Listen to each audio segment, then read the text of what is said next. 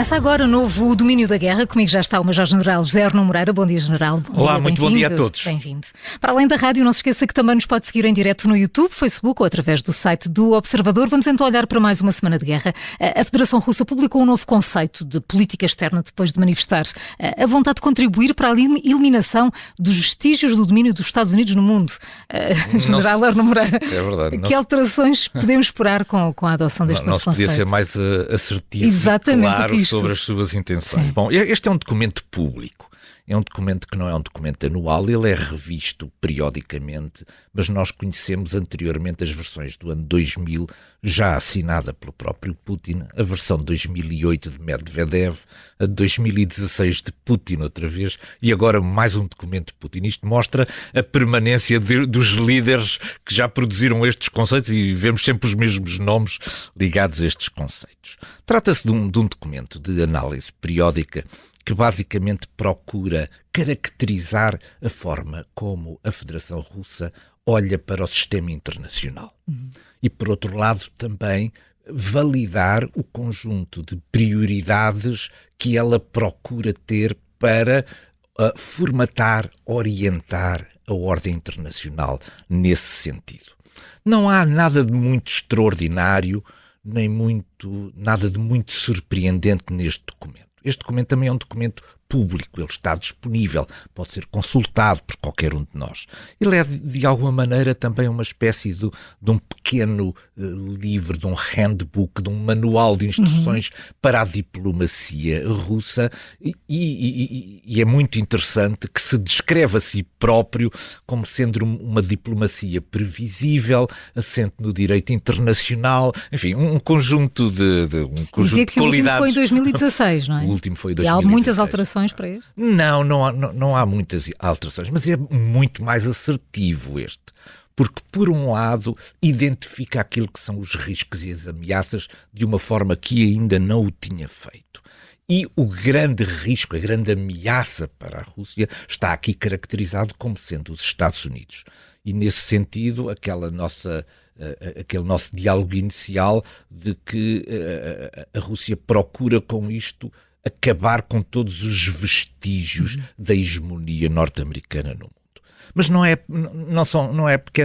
apenas os Estados Unidos que são visados nisto. A própria Europa em si, o mundo ocidental, também aparece aqui referido como sendo um risco, mesmo uma ameaça para aquilo que são os interesses da Federação Russa. Mas também é interessante verificar que também existem parceiros.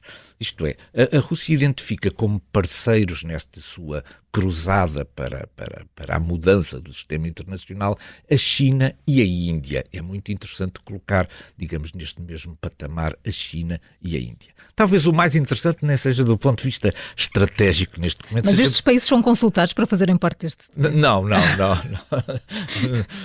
mas certamente que estando do lado dos amigos merecem uma referência especial e elogiosa. Existe aqui, no entanto, mais do que do ponto de vista estratégico, o que mais me chamou a atenção foi do ponto de vista geopolítico. Isto é, a Rússia é a forma como a Rússia se encara a si própria.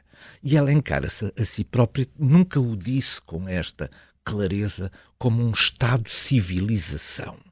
Isto é, como sendo aquilo que é o guardião das tradições da civilização ocidental, que, enfim, foi perdendo as suas qualidades de acordo com a versão russa, e a Rússia transformou-se no guardião dessas tradições. E, portanto, há aqui uma outra visão geopolítica que certamente será explorada e que servirá certamente também de arma de arremesso contra aquilo que a Rússia chama as liberalidades decadentes do Ocidente. E, portanto, é muito interessante esta visão própria de ser o guardião das tradições no mundo ocidental.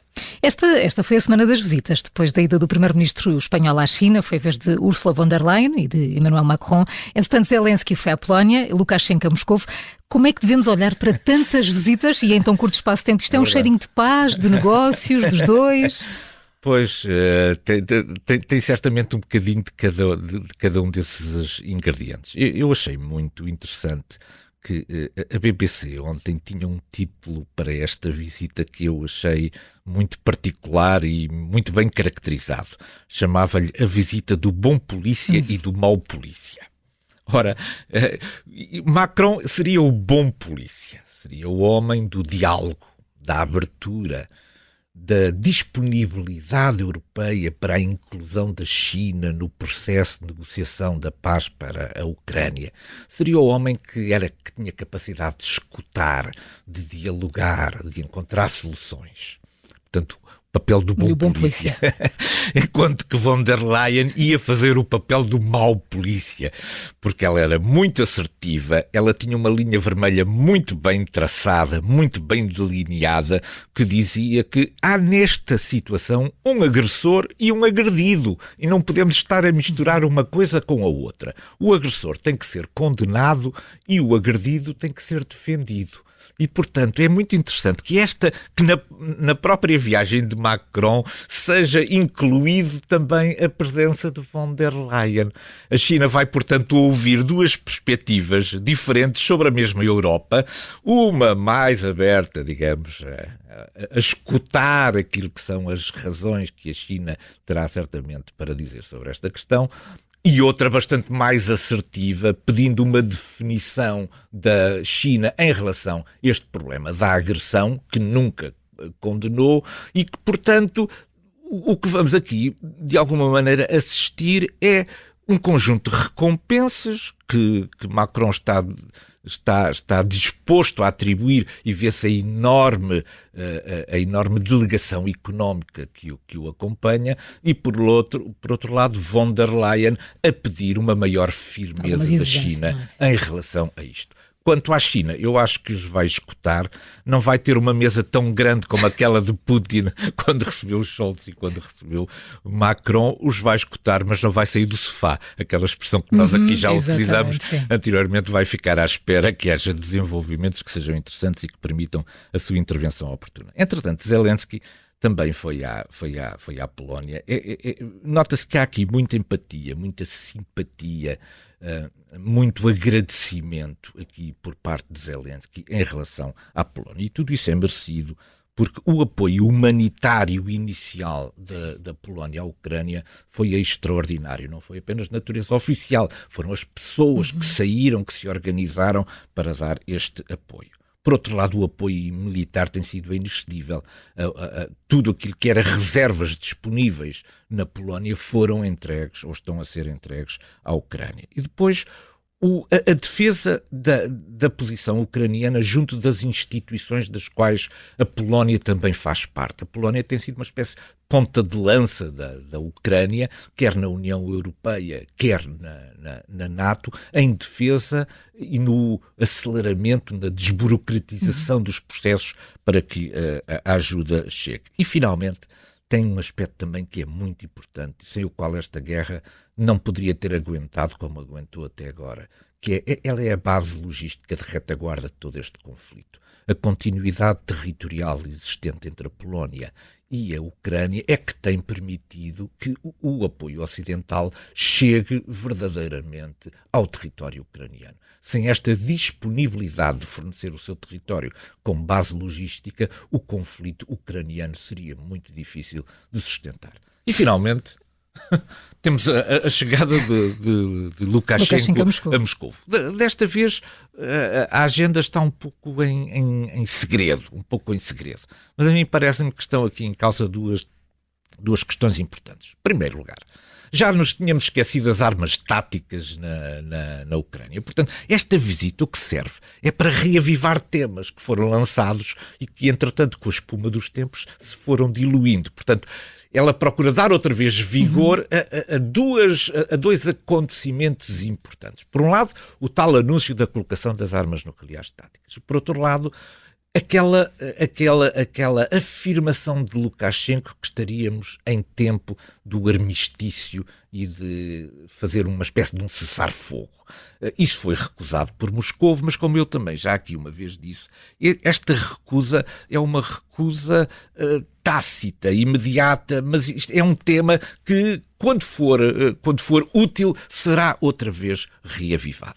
Há aqui um enorme problema, que é o desaparecimento político da Bielorrússia. O desaparecimento político da Bielorrússia, a sua autonomia como nação soberana está efetivamente em causa, e todo o conjunto de ações que nós vemos por parte de Moscovo tendem a aumentar a sua liberdade de atuação no interior da Bielorrússia e a retirar toda a capacidade de decisão por parte da Bielorrússia. Portanto, esse assunto será certamente discutido, mas não será naturalmente alvo de um comunicado oficial final.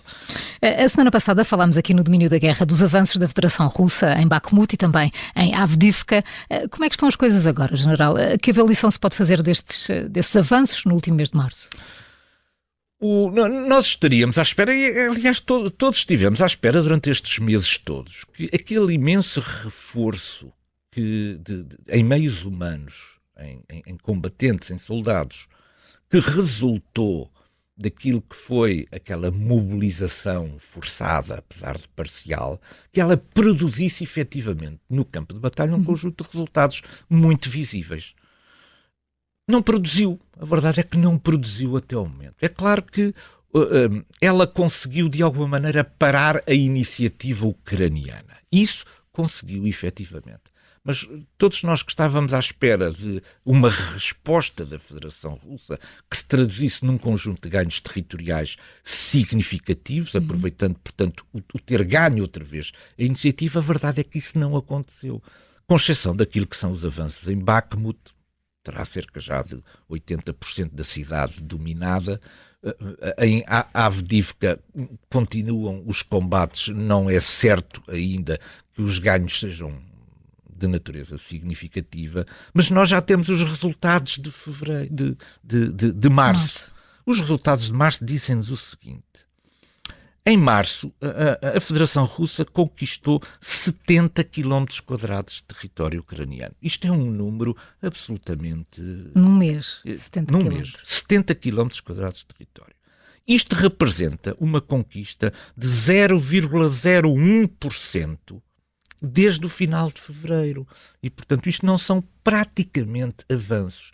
Para aquilo que foi o reforço em termos humanos da sua capacidade de combate, isto representa, na prática, que estas centenas de milhares de soldados, com eles não foi possível produzir uma capacidade de combate visível que se traduzisse numa tomada de terreno. Portanto, nós estamos agora numa fase em que aparentemente se projeta uma capacidade ofensiva ucraniana, sem que, quando teve oportunidade, a Federação Russa conseguisse traduzir a sua superioridade numérica e a sua iniciativa militar num conjunto de ganhos significativos. A Aliança Atlântica comemorou esta semana 74 anos, recebeu um novo Estado-membro, a Finlândia. Tenho várias perguntas, General Osmobrar. Que desafios enfrentam agora os envolvidos neste processo, todos os envolvidos, e o que esperar como reação da Federação Russa, porque a NATO encostou-se ainda mais à Rússia. Pois é, encostou-se de que maneira? Duplicou praticamente a sua fronteira com a Federação Russa. Eu julgo que esta adesão traduz talvez 3 sentimentos. Vamos sintetizar isto em 3 sentimentos. O primeiro sentimento é o sentimento de alívio pela Finlândia, porque em face daquilo que foram as proclamações imperiais por parte da Federação Russa, a Finlândia, que já fez parte do Império Russo, sentiu-se naturalmente atemorizada por isto. E este foi um processo longo, ainda por cima muito dificultado por parte da Hungria e por parte da Turquia, e perante esta ameaça, finalmente a adesão formal para a Finlândia traduz-se num certo alívio. Ela finalmente é acolhida dentro do grande guarda-chuva de segurança da Europa, que é a NATO. Por outro lado, um papel também de uma grande satisfação para a NATO. Uma grande satisfação porque a NATO, por um lado, celebrava os seus 74 anos de existência. Neste sentido, este foi um presente. E é um presente porquê? Bem, em primeiro lugar, porque a NATO tem esta filosofia que aliás existe desde a sua criação, da porta aberta. Isto é, não é uma aliança fechada, não é um clube de amigos fechado, não. Ela está aberta a novas adesões. Ora, as novas adesões o que é que significam? Significam, do ponto de vista político, que ela continua viva e, do ponto de vista estratégico, significa que os países continuam a reconhecer na aliança um excelente instrumento para as suas atividades de segurança e defesa. E, portanto, neste sentido, a NATO sentiu-se rejuvenescida também com esta adesão. Agora, em relação à Rússia, há aqui houve primeiramente um certo sentido de desvalorização do assunto, mas Shoigu já veio dizer que irá responder. Bom, na verdade, esta resposta ainda estamos para ver, porque em face daquilo que é o seu empenhamento neste momento nas operações militares na Ucrânia, não parece credível que ela tenha neste momento capacidade de inventar agora aqui um conjunto significativo de forças que possa colocar na fronteira com a Finlândia. Mas há aqui também alguns desafios. O primeiro desafio é o da segurança da Finlândia. Ganhamos neste momento responsabilidades pela segurança e pela integridade do território finlandês. É claro que enquanto a ameaça russa não se concretizar junto às fronteiras, com o posicionamento de forças, nós temos aqui algum tempo. Mas, eventualmente, se esse posicionamento de forças junto da fronteira finlandesa for significativo, então a NATO não poderá deixar também de deslocar forças avançadas para junto da fronteira com a Rússia. Mas foi, na verdade, o grande acontecimento geoestratégico desta semana.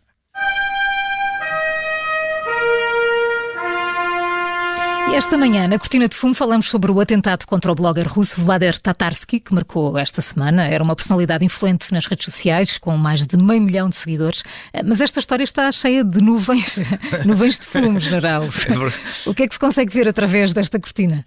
Bom, este blogger era uma pessoa particularmente controversa, uma personalidade particularmente controversa. E as suas afirmações eram demasiado assertivas, às vezes até vulgares e sempre violentas e ameaçadoras. E, portanto, provavelmente teria muitos inimigos. Muitos inimigos. A simplificação de que isto é apenas o produto da atuação dos serviços secretos ucranianos, há aqui uma simplificação como eu vou procurar demonstrar. Bom, quem o matou, portanto, não sabemos. Não sabemos, como não sabemos muitas outras coisas de outros atentados que ocorreram na Federação Russa. Como foi morto? Bom, aí provavelmente, em face dos dados que temos e das confirmações visuais e da forma como foi filmado, nós temos ideia que terá sido realmente através de um artefacto explosivo escondido numa lembrança que lhe foi oferecida. Onde foi morto? Bom, isto também não é despiciando. Ele foi morto em São Petersburgo, num café que foi de Prigozhin e que estava cedido por Prigozhin a um grupo nacionalista chamado Cyberfront Z. Portanto, este, digamos, é o cenário. Agora vamos cá ver a narrativa. Esta narrativa foi muito rápida. Todas as narrativas na Federação Russa são muito rápidas. Ainda antes de qualquer investigação, a narrativa é esta. Os serviços secretos ucranianos entregaram uma estatueta armadilhada a uma feminista anti-guerra chamada Daria Trepova, que era uma apoiante ativa do grupo anti-corrupção de Alexei Navalny. Isto é, nesta narrativa está tudo aquilo que é importante. Portanto, estão os serviços secretos ucranianos na base disto tudo. Depois estão, lembramos-nos daquilo que eu disse há bocadinho, do Estado de civilização e da defesa dos valores, pois o mal da fita é uma feminista. Depois ela também é anti-guerra, que é uma coisa que é ilegal à face da lei da Federação Russa. E depois era apoiante ativa de Navalny. Portanto, nós conseguimos nesta narrativa atingir perfeitamente todos os pontos. Só que eu gosto muito dos filmes de Agatha Christie, como já aqui disse, e eu acho que aquilo que parece às vezes pode não ser. Primeiro, Este é, de todos os atentados existentes no mundo, aquele que foi mais bem filmado. Não existe momento nenhum deste atentado que não tenha sido filmado. A entrada no café, a explosão feita através de uma outra câmara de segurança colocada num outro local, fora do sítio onde pudesse ser atingida, mas com uma visão exatamente colocada sobre o café.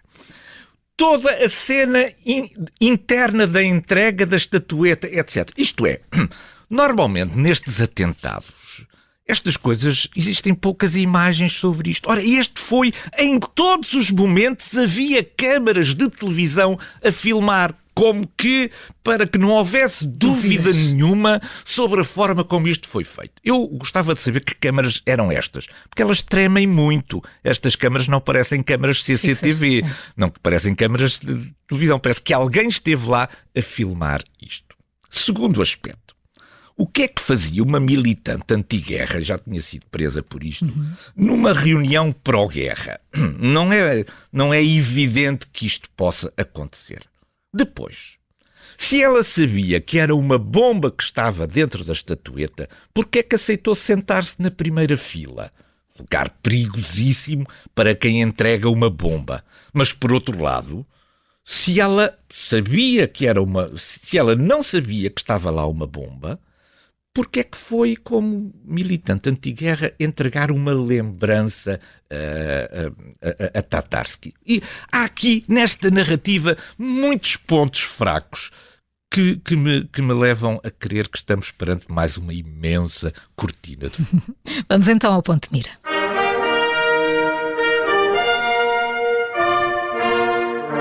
Moscovo vai certamente aproveitar a visita de Lukashenko, que falávamos há pouco, para fazer evoluir o Tratado da União Estadual entre a Rússia e a Bielorrússia. Hoje o nosso ponto de mira é precisamente sobre isso, sobre esse tratado. O que é, general, e que perspectivas de evolução se colocam? Este tratado merece alguma atenção da nossa Temos parte. 2 minutos, general. Muito bem. Ele é um tratado da era pós-soviética. Ele foi, sobretudo, desenvolvido, pensado por duas personalidades que conhecemos muito bem. Yeltsin e por Lukashenko. Lukashenko já era, logo a seguir à era pós-soviética, já era o presidente da Bielorrússia. Pois este tratado, que é composto por uma multiplicidade muito grande depois de acordos, foi negociado entre 1995 e 1999 entre Yeltsin e Lukashenko. Ele basicamente tinha duas componentes importantes. Tinha uma componente de natureza económica e uma de natureza militar. Do ponto de vista económico, ele era muito ambicioso. Pretendia, por exemplo, uma união económica, um bocadinho à semelhança da União Europeia, entre a Bielorrússia e a Rússia, que facilitasse aqui uma espécie de um grande mercado único entre as duas repúblicas. No entanto, não apenas isso nunca avançou, como também a ideia de uma moeda única, de uma união monetária, também não se concretizou. Isto é, naquilo que eram as expectativas da Bielorrússia, isto não avançou nada. Do ponto de vista militar é que isto avançou, porque era isto que correspondia às expectativas por parte de Moscovo. E nesse grande rol de acordos, progressivamente foram sendo juntos a isto, quer a constituição de unidades conjuntas entre a Rússia e a Bielorrússia, o estabelecimento conjunto de uma doutrina militar comum que facilitasse a integração das duas forças militares, a realização periódica de exercícios de natureza militar que permitisse exercitar exatamente essa doutrina e também o posicionamento de forças militares da Federação Russa dentro da Bielorrússia. Isto é, portanto, nós encontramos neste tratado duas coisas muito distintas, porque elas correspondiam a objetivos diferentes. Para a Bielorrússia era fundamental ter acesso ao mercado da Federação Russa. E para isso era importante apostar na parte económica. Mas essa foi a parte que não avançou. A única que avançou verdadeiramente neste tratado foi a parte militar, porque isso correspondeu a um abraço muito apertado por parte das forças militares e por parte de Moscovo em relação à Bielorrússia. E, portanto, eu julgo que se Lukashenko fizer hoje em dia, digamos, aquilo que se costuma chamar o balanço desta união, esse balanço está a ser trágico para a Bielorrússia. General José Arno Moreira, muito obrigada por mais um Domínio da Guerra. Boa Páscoa. Boa Páscoa até para sexta. Todos. Obrigado.